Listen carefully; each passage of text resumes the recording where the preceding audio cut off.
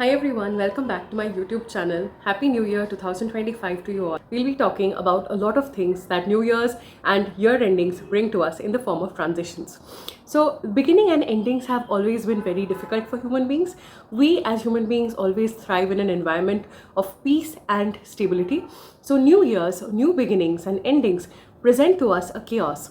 And if you're someone who is very anxious, then you will see that you are struggling a lot to focus on resetting your life and resetting your goals for the new year. Beginnings and endings are definitely hard for anxious people. And if you are someone who has struggled with anxiety and any kind of mental health problem, definitely consider going for a psychiatric evaluation. I'm a psychiatrist, a mental health practitioner, and I developed self-development content here on YouTube because I believe that happiness lies in our own hands and we all have the power to make our lives the best, perfect versions and lead our happiest, most fulfilled lives. New Year, I'm sure, has come with a lot of goal setting for you. The end of December and the beginning of January is the time when we all set very elaborate goals. Unfortunately, what happens is a lot of us cannot really follow through on the goals because we have all become very accustomed to chasing quick rewards and quick dopamine. In this era, it's very difficult to just put your head down and work, focus towards your goals. So in this era also, our goals need to undergo certain changes. We need to ensure that our goals are aligned to our actions and our attention span. So instead of making yearly goals, how about you make weekly goals or quarterly goals? Or maybe you can even have your daily to-do list that you tick off. So here I'll be presenting to you a few tips and tricks as to what I do in terms of my goal setting so that my goals can be achieved. And I'm someone who always believes in setting short-term goals. As you know, any goal that you set has to be in the realm of reality. So, if you are earning 1 lakh a month and if you want to earn 5 lakhs a month, so that transition in just 1 month seems almost impossible unless you have planned all your income streams in that way in the previous year itself. Similarly, if you're getting a 70% marks in your school exams and you suddenly want 95%, so that again is a very ambitious task. So for me, when I set goals, I like to focus on targets and meeting those targets on a very small level. So suppose I have to lose 5 kgs, so I'll focus on losing the first kg, I'll focus on 1 kg a week, and then in 5 weeks, it will just give me the results that I'm looking for. Also, when you're setting goals, it's important to know the why behind the goals. You should not be setting a goal just because society wants you to. Suppose everybody else is going on an international vacation and maybe you just don't have the finances for it currently. So it doesn't mean that you have to set the goal that involves going to an international vacation at a time when your finances need to be focused on. So now let's come to some basic tips and tricks as to how I set my goals.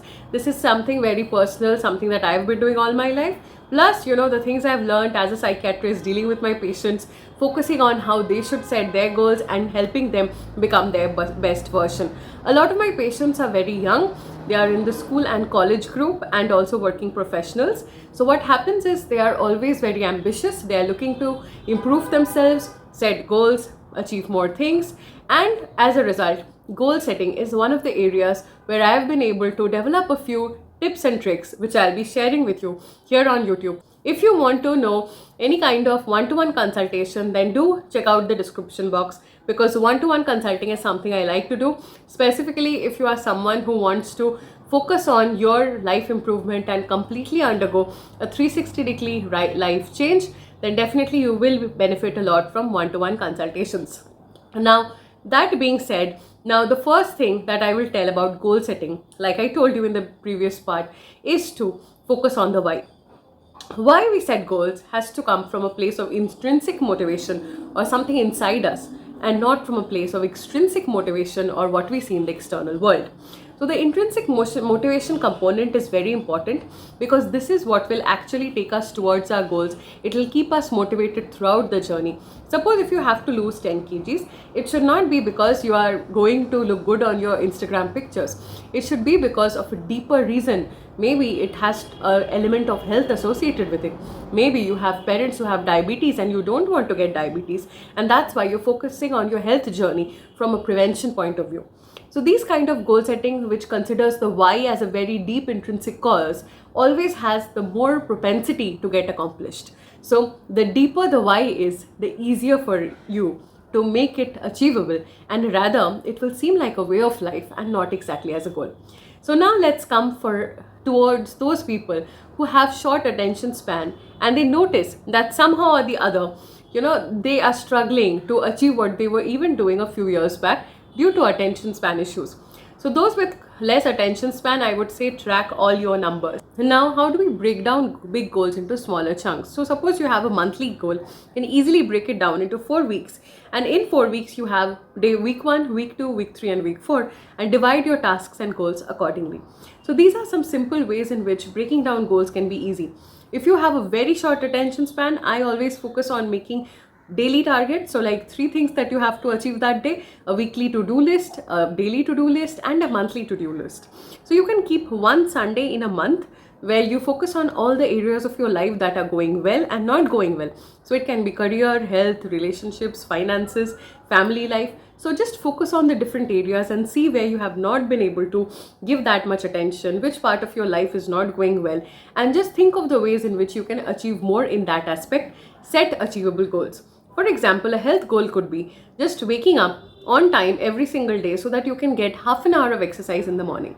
A similar health goal can be eating no junk food for 1 week and then just following through with it based on your day-to-day lifestyle. So it's important that when we are setting goals, it should also be achievable and measurable, because unless it is achievable, if you set a goal that I will not have junk food for 1 year, just the thought of it will make you so overwhelmed that you will probably start binge eating the very next day. It's important when we are setting goals to know that the measurable part of it is the most important. That is going to make your goals achievable at the end. So how do we measure our goals? We can easily track it. Nowadays, the smartphone is very useful in this tracking method. You can do to-do lists, you can use your notes app, you can set calendar reminders as to time block different tasks and different time zones. Also, you can make checklists and tick mark method that you can use that gives you the feeling of physically ticking off something. So this is something you can also use if you're someone who wants to release that dopamine at the end of a long task. Next method will always be to not compare your life with others. Now, when setting goals, often when we are not able to achieve the goals, it gives a sense of regret, frustration, overwhelm, and a lot of negative energy and stress. So it's important when we are setting goals that we don't compare our goals with those of our friends, family members, neighbors, acquaintances, bosses, subordinates, and so on. So when we are setting goals, the goal should be just for yourself. So if you want to lose 5 kgs, that's a goal that's for you. It doesn't have to mean that the person who is achieving a 10 kg weight loss is winning more than you at life. Or suppose you are wanting to increase your marks by 10 marks, doesn't mean that the person who is increasing their marks by 30 marks is achieving more than you. So always it's not about what the other person is achieving, it's much more about what you are focusing on, your personal life, your personal vision. So that focus inward is the most important philosophy, because if you focus too much on the outward part, then it becomes very difficult to get your head down and just put in the work. Finally, don't depend on just motivation to get your goals achieved. Often we are focusing too much on motivation on a day-to-day basis. Your motivation is like a wave, it's going to go up and down. So it's much better if you focus on the automation part of it. It's like an automatic process that has to happen. Just like you wake up in the morning and brush your teeth, similarly add another habit to it, like we call it as habit stacking. That maybe I'm going to put in 15 minutes of exercise just after I brush my teeth and drink some water. So a similar thing, like a very simple habit that once it's done daily, that consistency makes it a superpower.